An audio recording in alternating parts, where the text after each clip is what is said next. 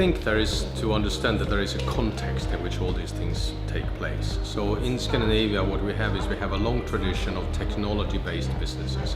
Now, the countries in Scandinavia have taken different paths to innovation. So whereas you look in Finland, for example, you have very dramatic innovations based on technology. In Sweden, you have process-driven innovation around all the multinationals that we have there to add more value in the area. In Norway, you have innovation related to the raw material industry, basically petroleum and so on. And in Denmark, you have a different way of taking innovation further as well around food and social areas. So they are all different. I think that what they have in common is that they have a very heavy participation of innovation as a foundation for firms' ability to do well. In other words, it's natural for firms to invest a lot in R&D and other types of innovation. And if you look at the ranking list, it's made up of normally things like, proportion of R&D spending in GDP and so on. And what is important to remember is if you look at the government spending, there's no difference more or less between Australia and Scandinavia. It's the private industry spending, right? So private industry stands for 80% of the number that's normally around 4% of GDP. So that's the first one. We have a tradition of doing these things.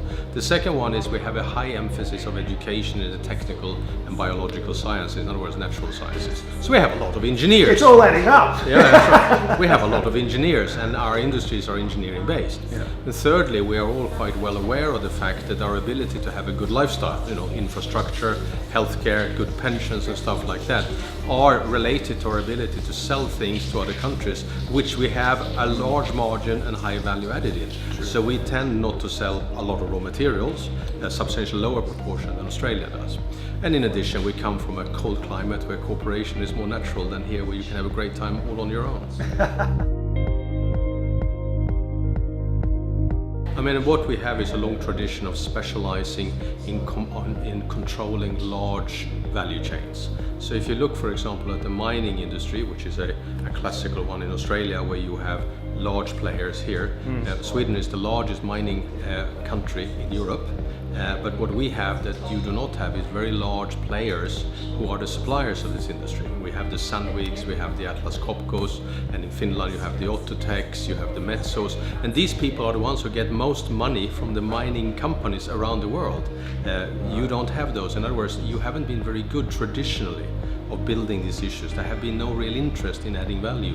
Now you have a growing and quite successful mining equipment and services industry, but still the Australian part of that, as opposed to the part made up by foreign companies being here, is still relatively small in this area. Now, if you look at other industries, be it agriculture, again you tend to do commodity export. To a great extent, and that's all right if you have a low-cost base, but you no longer have a low-cost base, and that means that that's a difficult play to have. Now, I'll give you an example. What is value adding in the milk-based industry here? Well, it's removing the water of the milk and selling skim milk powder, right? Whereas, I can talk about a Finnish dairy who sells IP to 120 countries and hence makes substantially more money per liter of milk than the dairy here. I go up and I look at the industries who have grapes, and what do? They remove the water and sell it as raisins, rather than packaging it into luxury foods that fits an Asian palate and charge huge amounts of money for it. So there's some fundamental attitudinal issues around commodities versus value-added products.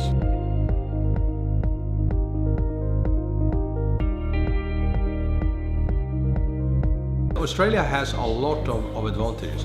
You also have a really strong world-class research system in Australia. Huge number of universities that are very, very good at research.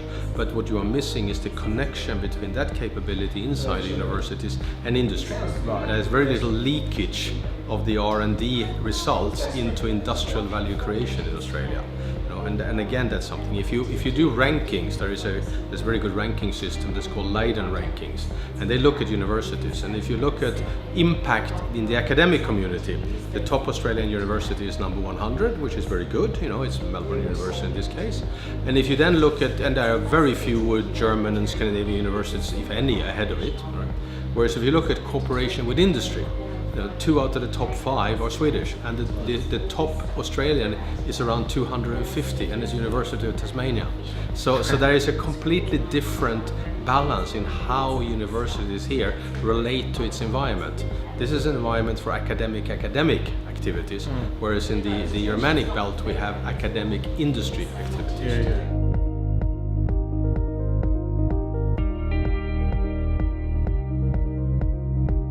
One of them has to do with the different roles that are played by multinationals and governments as drivers of innovation. In other words, in Scandinavia there is a high demand structure created for innovation by global supply chains and by government asking for things that don't exist. In Australia, those two things tend to be absent. Firstly, you do not have very many large global supply chains in Australia, and the companies you have tend to be more cost focused than value focused. And secondly, government here tends not to be a good user of its money to drive innovation. For example, it doesn't procure things that don't exist. It tends to prefer off-the-shelf proven solutions at low cost, neither of which is enhancing innovation. So there is some fundamental things that can be tweaked. So it's not all about culture, it's also about the tools you deploy.